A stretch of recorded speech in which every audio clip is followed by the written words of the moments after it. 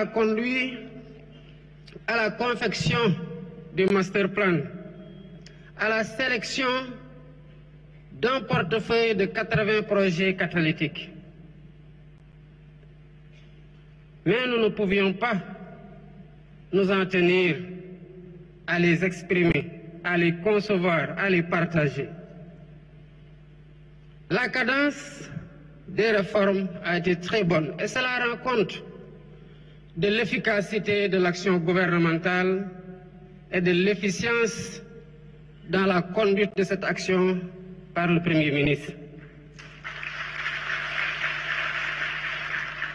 Pourquoi nous avons fait le choix de la vérité? Parce que nous savons que vous avez élu des hommes véridiques pour les avoir éprouvés.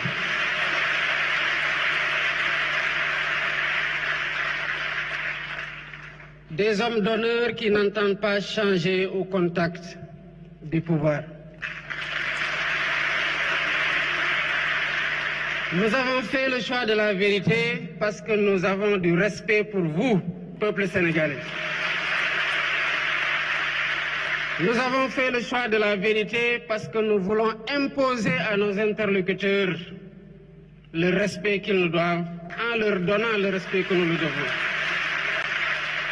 Et cela ne se fait que dans la vérité. Mais nous avons aussi fait le choix de la vérité pour corriger les anomalies et nous assurer que plus jamais cela ne puisse se reproduire.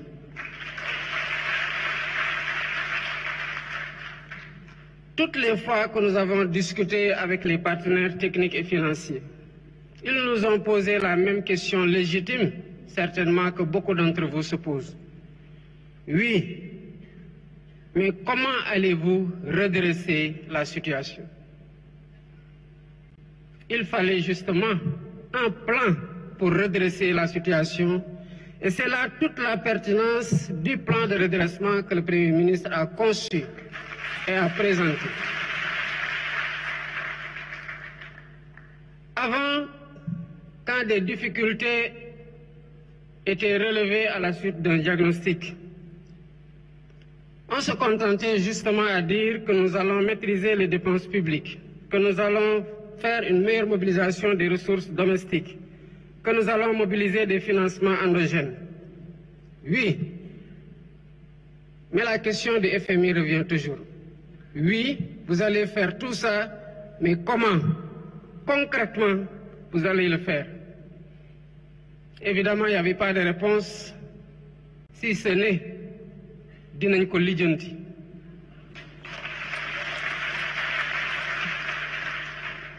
Lijjanti boobu moo waral la dette cachée. Parce que quand on est sûr de ce qu'on doit faire, de ce qu'on veut faire pour apporter des solutions suite à un diagnostic, on doit pouvoir partager clairement les solutions qui sont envisagées.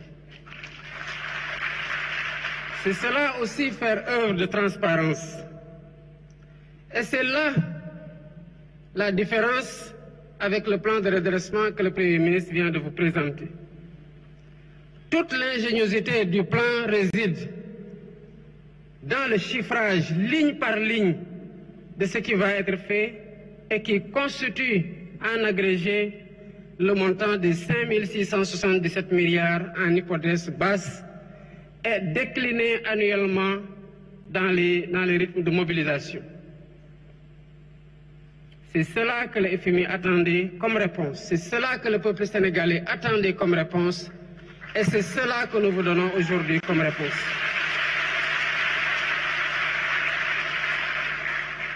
Le Premier ministre l'a dit à juste titre. Le redressement a commencé avant ma prestation de serment. Quand lors de ma visite au Palais de la République, m'entretenant avec mon prédécesseur, je lui ai dit que j'ai appris que vous êtes sur le point de signer une convention, une concession sur les chantiers navals de Dakar qui n'a pas été négociée dans les meilleurs termes. Évidemment, il s'en est défendu, mais je lui ai demandé de stopper.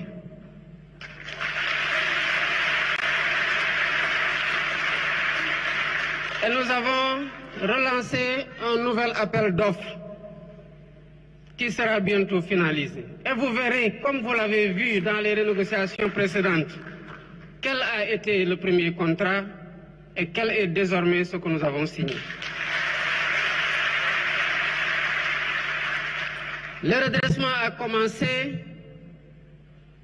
aussi avec la réactivation du Comité national de la dette publique.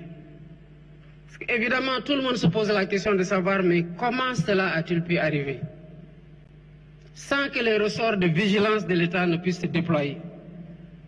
Évidemment, ils ont désactivé tout ce qui aurait pu donner l'alerte pour qu'on puisse freiner ou faire freiner des quatre fers. Aujourd'hui, quel que soit le marché qui est attendu, l'avis du Comité national de dette publique est systématiquement requis, ce qui permet au Trésor d'avoir une visibilité sur l'endettement. Mesdames, Messieurs, le redressement a commencé et se poursuit. Cette semaine, j'ai convoqué une session extraordinaire de l'Assemblée nationale pour le vote de 4 lois sur la transparence.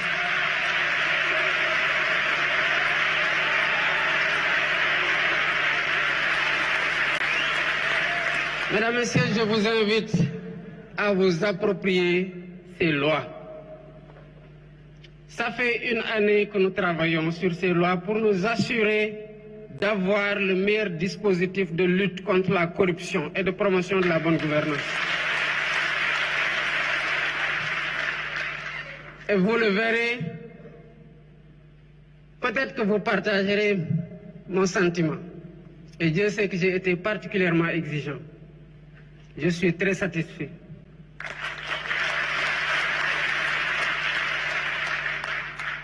Ces lois contribueront à renforcer significativement le dispositif opérationnel de lutte contre la corruption et de promotion de la transparence et de la bonne gouvernance. Et ces lois constitueront un rempart sûr contre les prévarications de toutes sortes. Il appartiendra au peuple sénégalais d'en être la vigie pour l'application systématique des dispositions qui seront retenues. Comme vous le savez, la reddition des comptes aussi se poursuit. Vous avez vu, l'Assemblée nationale fait son travail, la justice fait son travail dans la sérénité. Et ce travail se poursuivra dans la sérénité. Pour ce qui concerne la taille de l'État, le redressement aussi a déjà commencé. Nous avons dissous le Haut Conseil des collectivités territoriales et le Conseil économique, social et environnemental. Qu'est-ce que nous avons fait par la suite des budgets de ces deux institutions? Nous avons recruté 2000 enseignants.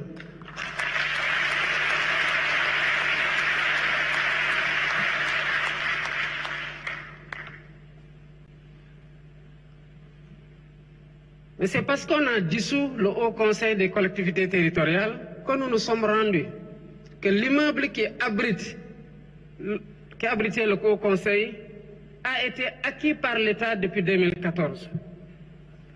Mais l'État a continué de 2014 à 2024 à payer des loyers sur le même immeuble qu'il appartient.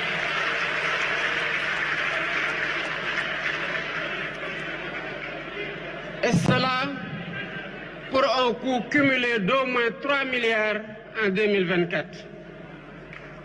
Si nous n'avions pas dissous le Haut Conseil des collectivités territoriales, l'État allait continuer ad vitam aeternam à payer des loyers sur le même immeuble qui lui appartient depuis 2014. C'est ça le redressement.